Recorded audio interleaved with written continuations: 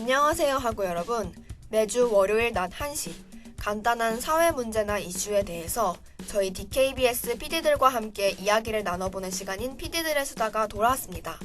저는 이번 주 PD들의 수다 진행을 맡은 아나운서 김수빈입니다.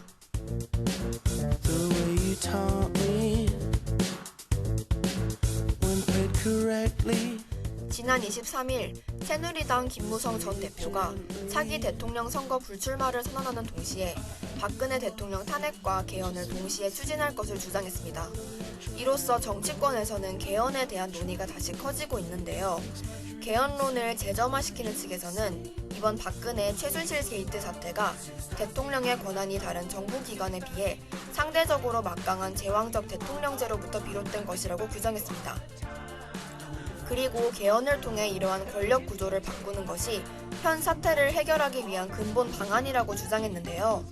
오늘 PD들의 수다에서는 이들이 개헌을 주장하는 이유와 개헌의 내용은 무엇인지, 또 반대하는 의견에는 어떤 것들이 있는지 살펴보도록 하겠습니다. 일단 노래 한 곡 듣고 와서 DKBS 이재은 PD와 함께 하겠습니다.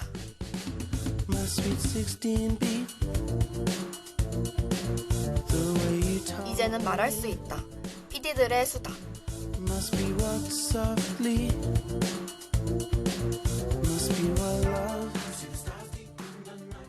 네, 노래 듣고 왔고요. 먼저 개헌에 대한 논의가 재개된 현재, 그들이 주장하는 개헌의 내용은 무엇이고 개헌이 필요한 이유는 무엇인지 한번 알아보도록 하겠습니다.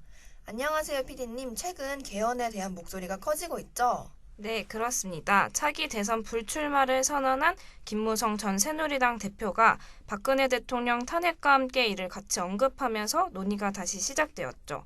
사실 이번 정권에서 개헌에 대한 논의가 공식화된 것은 지난달 24일 박근혜 대통령이 국회 시정연설에서 임기 내에 개헌을 추진하겠다고 밝히면서였습니다. 저도 그때 인터넷을 보다가 갑자기 실시간 검색어에 개헌이 올라온 걸 보고 놀라서 찾아본 기억이 있네요. 박근혜 대통령은 개헌에 대한 의견이 시시때때로 달랐습니다. 의원 활동 초기인 2000년 초반부터는 4년 중임 대통령제로의 개헌을 꾸준히 주장해 오다가 2007년 노무현 전 대통령이 개헌을 제안했을 땐 참 나쁜 대통령이라고 말하면서 이를 반대했습니다. 그러다가 2012년 대선 후보 당시엔 다시 개헌에 대한 포부를 밝혔었죠. 하지만 취임 후 최근의 발언을 살펴보면 블랙홀을 유발한다, 개헌 논의 시 시급한 문제가 뒷전이 된다라고 말하며 경제 불황 등을 이유로 현 시점에서 개헌을 반대했습니다. 아니, 개헌에 대한 의견이 계속 달라진 것은 그렇다 쳐도 최근에는 계속 개헌을 반대하고 있다가 갑자기 다시 이를 추진한 이유는 무엇인가요? 당시 최순실 씨에 대한 의혹이 점차 커지고 있던 상황이었는데 이러한 논란을 잠식시키기 위해서 급하게 개헌 카드를 꺼낸 것이 아니냐는 주장이 있었습니다. 당시 박근혜 대통령이 개헌에 대해 언급한 이후 언론에 대한 관심이 일제히 개헌에 모아지게 되었는데요. 하지만 바로 그날 밤 JTBC가 최순실 PC 파일이라는 큰 특종을 터뜨려 모두 물거품이 되어버렸죠.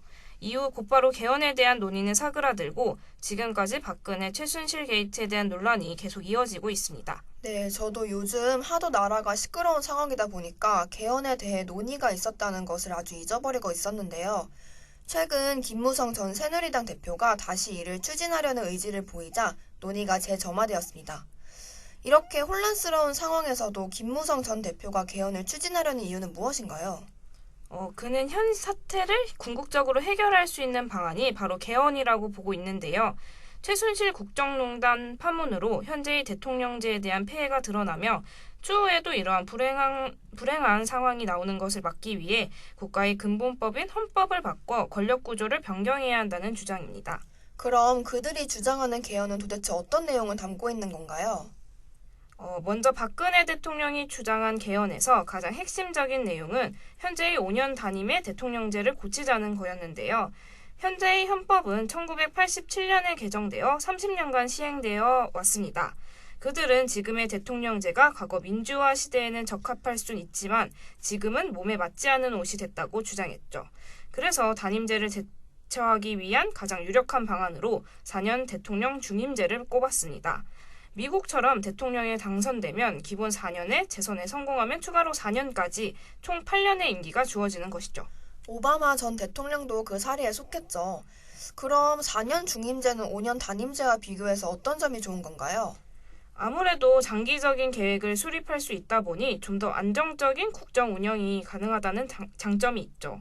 또한 책임 정치를 구현할 수 있는 환경도 보장이 되고요.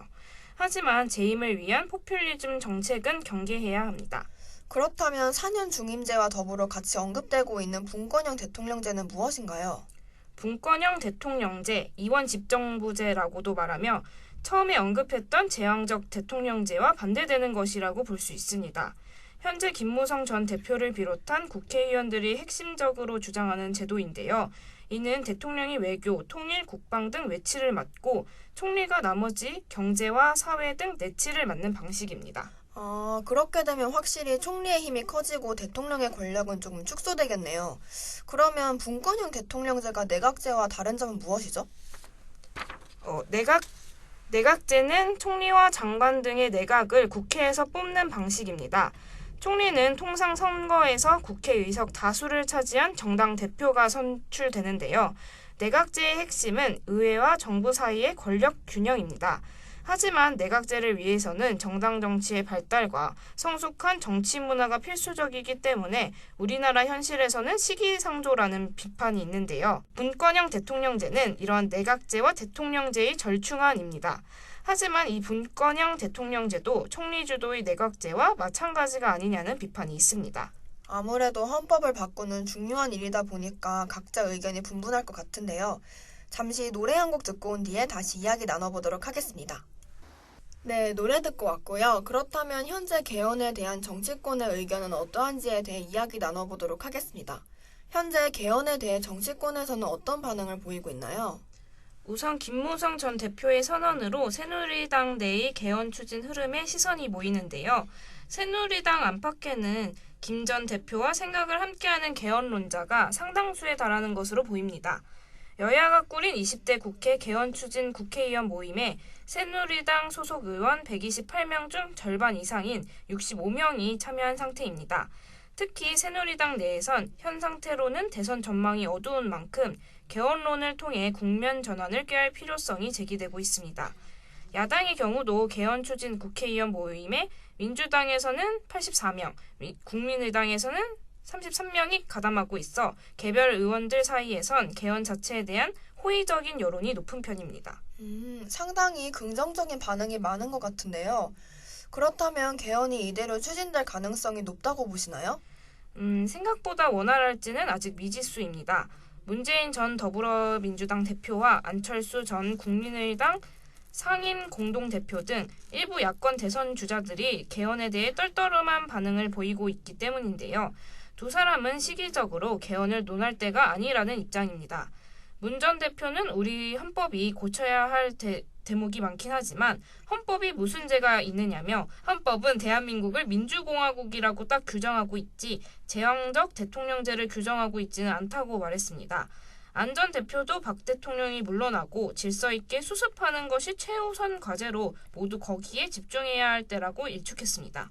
보니까 이재명 성남시장도 라디오와의 인터뷰에서 개헌론은 이 기회에 권력을 뺏겠다는 의미이고 이것은 국민에 대한 모독이라고 비난했다고 합니다. 아무래도 헌법이 나라의 근간이 되는 기본법이다 보니까 다양한 의견이 나올 수밖에 없겠죠. 만약 개헌이 추진된다고 하면 어떠한 절차로 진행이 되는 건가요? 개헌, 헌법 개정은 헌법의 규범력을 높이기 위해 헌법에 규정된 절차에 따라 기본 헌법의 기본적 동일성을 유지하면서 헌법의 형식이나 내용에 변경을 가하는 행위입니다. 우선 개헌을 위해서는 개헌에 대한 발의가 있어야 하는데요. 발의는 국회의원 제적 과반수 또는 대통령이 할 수 있습니다. 대통령은 발의 시 국무회의 심의를 거쳐야 합니다. 발의한 후에 대통령은 20일 이상의 기간 동안 헌법 개정안을 공고해야 하는데요.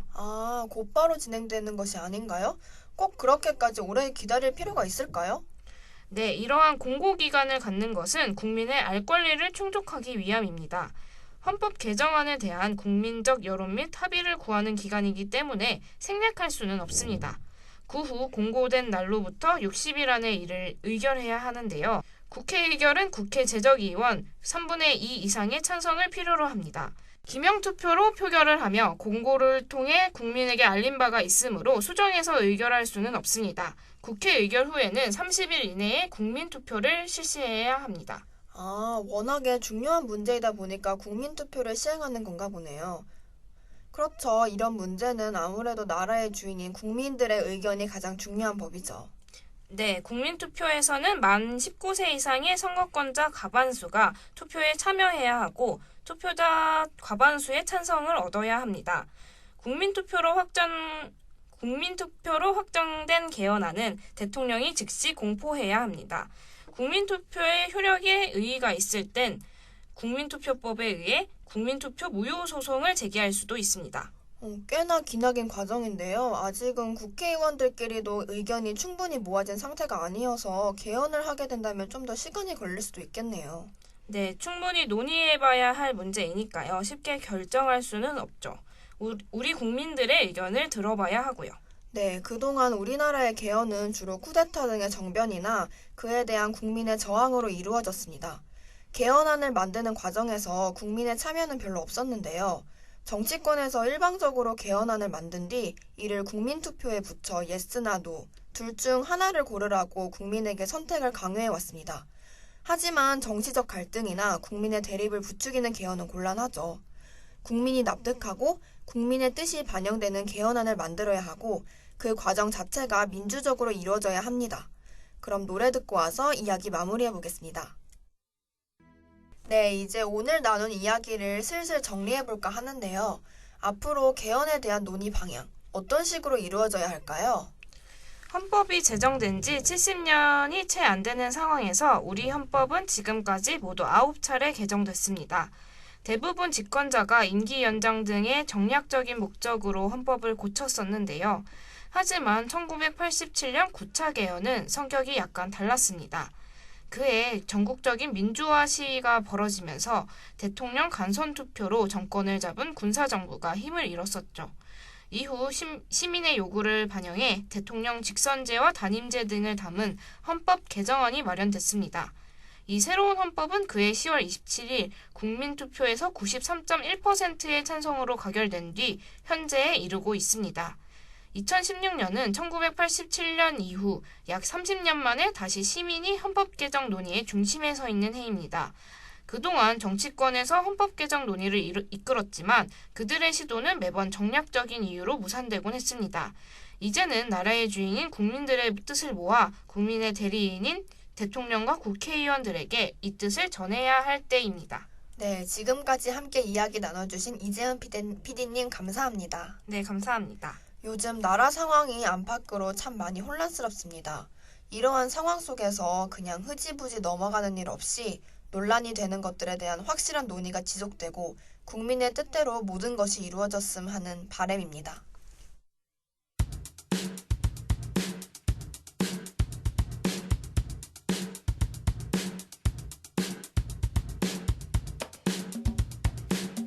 대한민국의 최초 헌법에서부터 지금에 이르기까지 우리 헌법은 예외 없이 대한민국이 민주공화국임을 명문으로 밝히고 있습니다.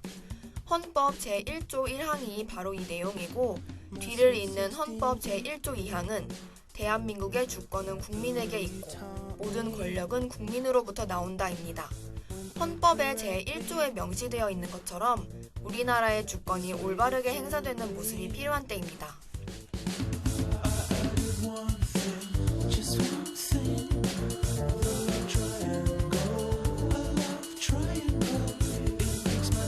PD들의 수다는 그간 하구 여러분들에게 다양한 사회 이슈와 문제에 대해 소개해드리고 이를 함께 생각해보고자 했는데요. 하구 여러분들께 많은 도움이 되었을지 모르겠네요.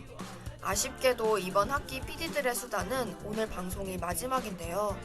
사실 뉴스나 방송에서 아무리 다양한 사건과 현상에 대해 이야기를 해도 가장 중요한 것은 보는 사람들이 관심을 가져야 한다는 것 같아요. 우리들이 살아가는 사회이니만큼 좀 더 주목할 필요가 있습니다. 그럼 방송은 여기서 마치겠습니다. 앞으로도 사회적 이슈나 문제에 대해 다양한 관심을 가지고 주변 사람들과 함께 이야기 나누는 시간을 자주 가지시길 바라겠습니다. 감사합니다. Must be walk softly. Must be what love